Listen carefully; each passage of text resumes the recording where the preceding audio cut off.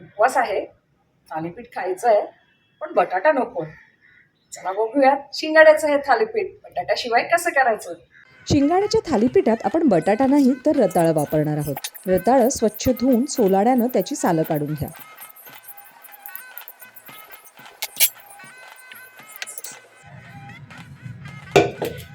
रताळ्याच्या भांड्यात पाणी घालायचं नाही.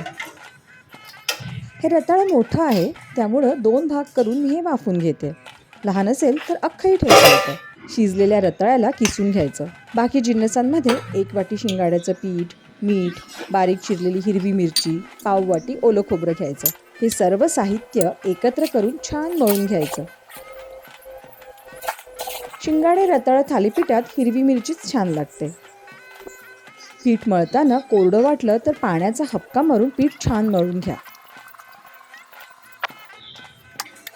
मळलेल्या पिठाच्या गोळ्याला 5 मिनिटं झाकून ठेवूयात. पिठाचा गोळा घेऊन ओल्या कपड्यावर थापायचा. मध्ये भोक करूयात म्हणजे आपलं शिंगाड्याचं थालीपीठ चांगलं शिजेल. पातळ तुपाचे थोडे थेंब थालीपीठावर घालूयात.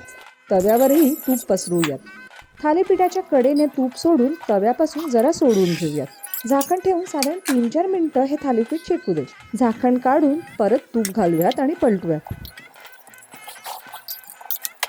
झाकण ठेवून या बाजूनही 3 मिनिटं शिजू दे.